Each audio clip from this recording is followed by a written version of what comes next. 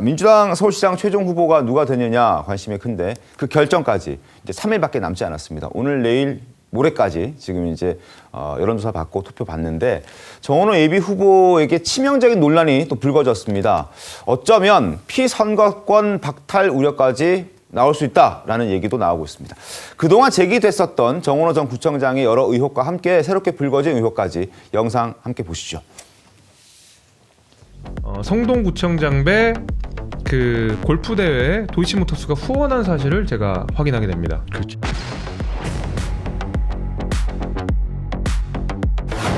저는 이런 식의 그 출장을 이렇게 허술하게 기획하고 가서 보고도 안 하고 우리 그 지자체인데 다 건강하고 무고하게 받들어 도와주고.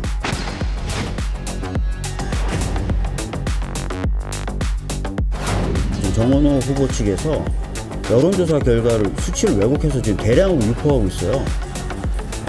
엄중히 경고합니다. 쫓기는 마음에 급하실 수 있겠지만 명백히 선거법 위반이기 때문에 이런 일은 하지 않기를 이 자리를 빌어서 강력하게 촉구합니다.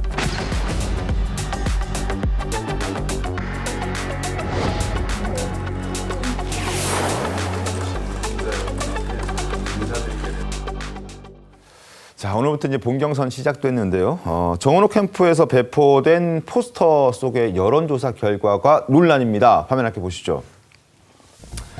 캠프에서 배포한 여론조사 결과입니다. 지금 모름과 무응답을 제외한 백분율로 재환산해서 임의적으로 지금 숫자를 만들었다는 지적인데요. 자, 저렇게 2등인 후보와 엄청난 격차를 보이고 있다는 걸 강조했습니다. 숫자를 한번 보시죠. 54.6, 55.6, 그리고 61%가 나왔다. 대세는 정원호다라면서 모름, 무응답 제외하고 백분율로 재환산했다라고 얘기하면서 공개한 여론조사 결과입니다. 근데 실제로는 저 숫자가 다릅니다. 지금 정원호 33.4, 40, 50.1이었는데 저걸 모름과 무응답을 백분율로 재환산해가지고 50%가 다 넘는, 과반이 다 넘는 숫자로 바꿨다. 이게 지금 굉장히 논란입니다. 선거 앞두고 여론조사 조작하게 되면은 안 되거든요. 근데 이제 저렇게 됐다는 것, 가짜 여론조사를 공개했다라는 비판. 어떻게 봐야 됩니까, 방원석 의원님? 그러니까 논란이 될 만한 대목이죠. 네. 그러니까 실제 여론조사 결과하고는 차이가 있고 실제 여론조사 결과에서 모름 무응답을 뺀 일종의 재해석을 그 여론조사 결과라고 공표를 한 건데 보기에 따라서는 선거법 위반 논란이 나올 것 같아요. 네. 근데 정원호 후보 측의 해명을 들어보면 이게 민주당의 경선 결과 발표 방식이다. 민주당이 최종 경선 결과를 발표할 때 모름 무응답을 제외하고 후보들이 득표한 거를 발표를 한다 그래요. 그 방식에 맞춰서 여론조사를 한 거고 사전에 법률 검토를 거쳐서 문제 없다라는 결론을 내려서 한 거기 때문에 본인들은 큰 문제 아니다 이렇게 얘기를 하는 것 같아요. 오늘 아침에 정원호 후보가 어디 다른 라디오 방송 나와가지고 하는 해명을 들어보니까 요지가 그거예요. 그럼에도 불구하고 어쨌든 지금 보면 두 여론조사가 수치가 확연히 다르잖아요. 많이 달라요. 더 격차가 네. 커 보이는 그런 효과가 있지 않습니까? 네. 이게 갖고 있는 이제 의도가 일정하게 있는 건데 이걸 이제 선관위가 어떻게 볼 건가? 뭐 이건 이제 뭐 누군가 고발을 하겠죠. 네. 박주민 후보나 민주당의 경쟁 후보들이 고발할 것 같지는 않고 다른 누군가가 할 가능성이 있는데 그래서 어쨌든 선관위 해석이 좀 남아있는 문제인 것 같아요. 근데 이제 정원호 후보 측은 자신감을 좀 피력을 하고 있는 것 같고요. 근데 굳이 저렇게 무리를 할 필요가 있었나? 그러니까 많이 앞서 있고 사실은 이제 결선을 가냐 마냐 요 기로에 서 있거든요. 그러니까 당 내부에서도 결선 안 갈 거다 이런 관측도 있어요. 네. 근데 굳이 저렇게까지 무리를 할 필요가 있었나 싶은 점에서는 좀 아쉬운 장면이죠. 선관위에서는 이런 경우가 처음이었기 때문에 지금 한번 살펴보겠다, 검토하겠다는 입장 정도만 지금 나와 있는 상황입니다. 그런데 30%, 40%대에 나왔던 결과물을 50% 이상으로 바꾸는 것, 이거는 김서 대표 어떻게 보셨습니까?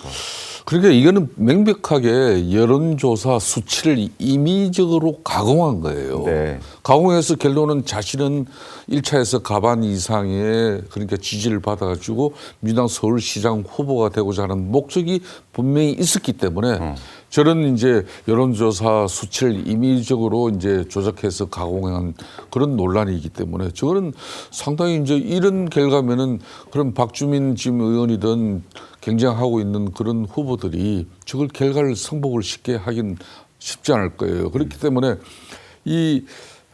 특히 이제 정원호 후보 측이 여론조사 결과 중에서 모름이라든지 뭉답청을 갖다가 제외하고는 이 비율을 다시 계산해가지고 실질보다는 높은 지지율인 것처럼 이걸 홍보물을 제작 유포했거든요. 이게 상대 후보를 떨어뜨리면서 자기는 1차에 가반을 득표해서 후보가 되고자 했기 때문에 이런 명백한 공직선거법상의 이제 그런 위반이 되는 상황이다. 행위가 될 수밖에 없다 이렇게 보고 있는데 선관위의 판단은 어떻게 그럴지 모르겠습니다. 네. 자, 문제는 이것뿐만이 아니라 정원호 캠프 측이 여론조사를 왜곡한 사례가 또 있다는 겁니다. 화면 함께 보시죠.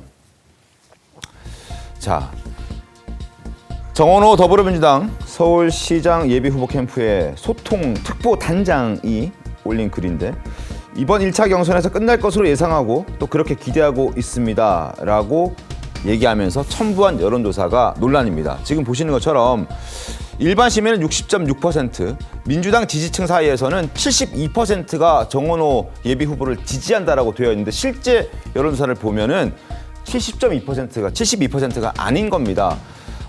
전체로 봤을 때는 60.6은 맞지만 뒤에 뒤따르는 민주당 지지층의 72%가 실제로는 67.9였던 겁니다.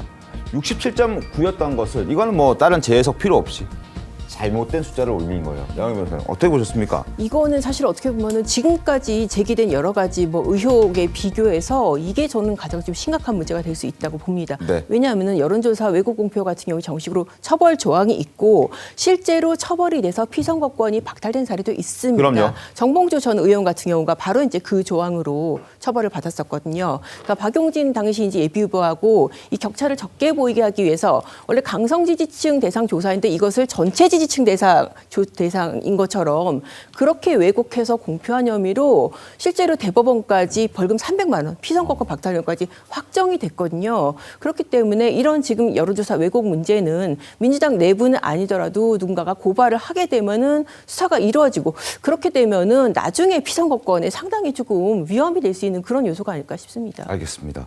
자, 법조계에서도 피선거권 박탈 가능성에 무게를 좀 두고 있는 목소리가 많이 나왔습니다. 들어보시죠. 저거를 이제 SNS만 올렸냐, 혹은 아니면 문자 발송을 유권자에게 뿌렸냐 여기에 따라 달라지는데 대규모로 일단 유포는 했대요. 했대요? 아, 제가 아는 법조 지식에는 공직선거법 96조에 걸리는 거고요. 네. 정원호 캠프 지금 잘 돼가고 있는 걸로 아는데 근데 왜 이렇게 무리수를 던졌을까? 아니 일을 참 잘한다 하시니까.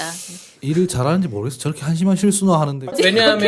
왜냐하면 그 선거를 처음 해보시는 분이 아니고 성동구청장 3선을 하셨잖아요. 하루 이틀 하는 것도 지금 아니고. 4번째 나오는 선거인데 정말 아마추어 같은 실수가 벌어진 거고 입장 발표가 있으시겠죠.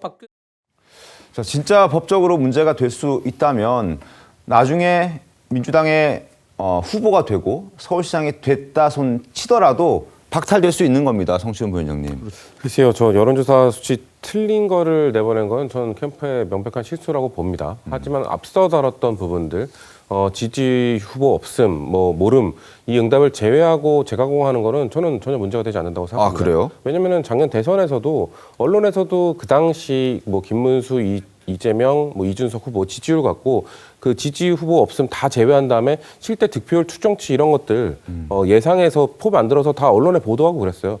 작년 5월 20일 기사가 하나 있는데요. 이재명 득표율 60% 가능성 하면서 절대 권력 향해 가는 이재명. 그러니까 이재명이 너무 압도적이다라는 기사를 막 쓰기 위한 건데 거기에 그 기사의 표에 보면은 실제 그 여론조사에 나온 거를 제가 말씀드린 것처럼 재가공해서 거의 57%까지 간다, 60%까지 간다라고 한 표도 올렸거든요. 그거 조선일보 기사입니다. 그러니까 언론에서도 그런 거 재가공하고 하는 거를 숱하게 해왔었기 때문에 이런 것들이 전 문제되지 않을 거라고 봅니다. 하지만 두 번째 다뤘던 거 수치를 잘못하고 그거를 확산한 부분에 대해서는 캠프에서도 이거는 어떤 문제가 있는지 꼼꼼히 살펴봐야 될 거고 당에서도 이게 어느 문제까지 확산될 수 있는지는 좀 사전에 체크할 필요는 있다고 생각합니다. 장해찬 전 최고위원도 이런 입장을 내놨습니다. 화면 함께 보시죠. 자신의 페이스북에 자신도 이런 일로 벌금형을 받았기 때문에 피선거권이 박탈됐기 때문에 자기가 봤을 때 정원호 예비후보는 피선거권 박탈이 거의 확실해 보인다라는 비판을 했습니다. 근데 과연 정원호 예비 후보가 이걸 알았을까, 몰랐을까? 이것 또한 어떤 그 죄를 묻고 또 책임을 묻는데 결정적으로 변수가 될 수 있는 것 아닙니까? 아니 뭐 그런 식으로 꼬리 자르기 할 생각은 없는 것 같아요. 오늘 아침 인터뷰를 들어보니까 사전에 법률 검토 마쳤고 네. 근데 이런 방식의 공표는 문제가 안 된다라는 그러니까 민주당도 경선 결과를 발표할 때 모름몽답 제외하고 그 최종 합계치를 발표하기 때문에 그 기준에 맞춰서 했다. 그리고 앞서 이제 성치훈 위원장이 얘기했듯이 이제 그런 전례들이 있어서 크게 문제가 될 것 같지는 않아요. 정원호 구청장도 나는 모른다 이런 식의 태도는 아닌 것 같고. 근데 앞서 장해찬 씨가 자기 경우하고 같다고 얘기했는데 전혀 다릅니다.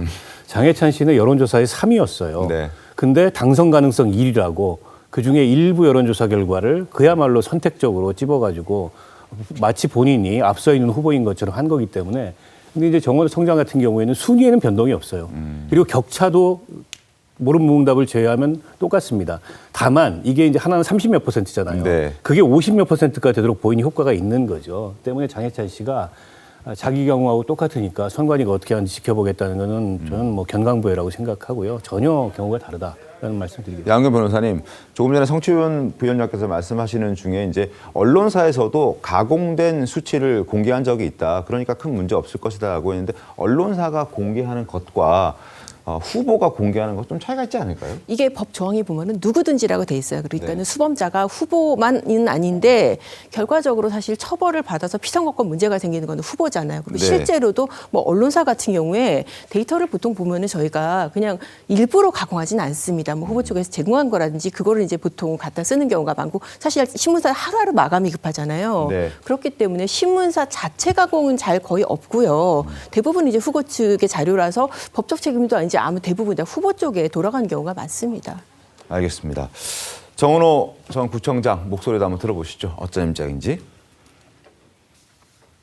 그래서 이거 여론을 왜곡해서 선거 결과에 영향을 미치는 시도라고 비판을 하고 있는데 좀 어떻게 보고 계십니까? 저희 공식 캠프에서 네. 이미 여론조사 일련 발표된 여론조사를 갖고 하고 있는 거고 네. 만약에 지금 저 얘기라고 한다면 내용을 좀 확인해 봐야 될 것 같습니다. 우리는 공식적인 이 여론조사 결과만으로도 상당히 앞서고 있지 않습니까?